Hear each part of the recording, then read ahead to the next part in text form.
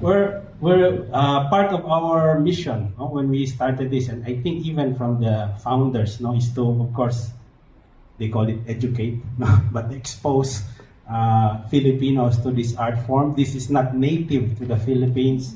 Symphony orchestra, symphonic music, concertos are a European form of art. So it was a struggle to do it at first. But they were brave. They would play all of those full symphonies in full, even Richard Strauss, even Wagner, even Debussy, when they were still alive, and these composers were still alive. So I think the audience is the same from then until now. Everybody needs to be exposed. Of course, with social media, they say people's attention span is shorter, but we've never based our programming based on what the audience can take. Of course, sometimes we do that, but we see what's nice, what's beautiful, and that's what we program. And for the past years, we experienced that our audience appreciate this. Sometimes there are concerts where some organizers would have to announce, "Oh, please don't clap in between movements," kasi ang ethics hindi ganon eh. But sometimes we don't need to do it. People already know.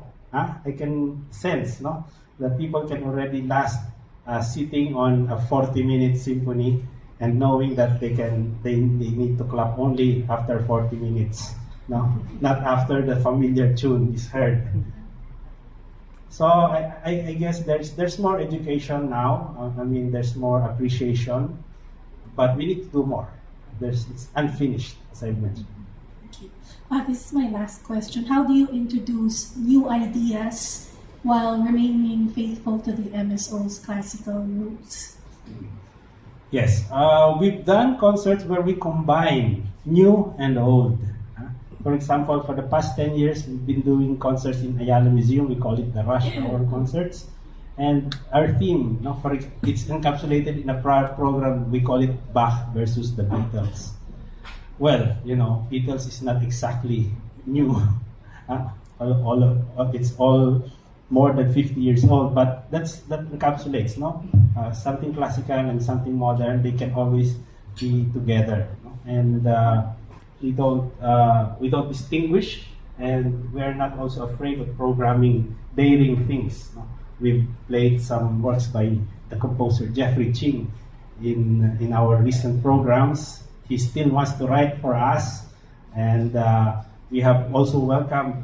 We will include in our program in October new compositions, new works. We invite Filipino composers to write for the orchestra. So we have new works in our program this year. You can also ask other members of the orchestra, by the way, not just me, or Miss Maan, Dr. Rene. Dr. Rene has been very helpful with us with his piano, and also by sponsoring that concert on the 25th, featuring pianists.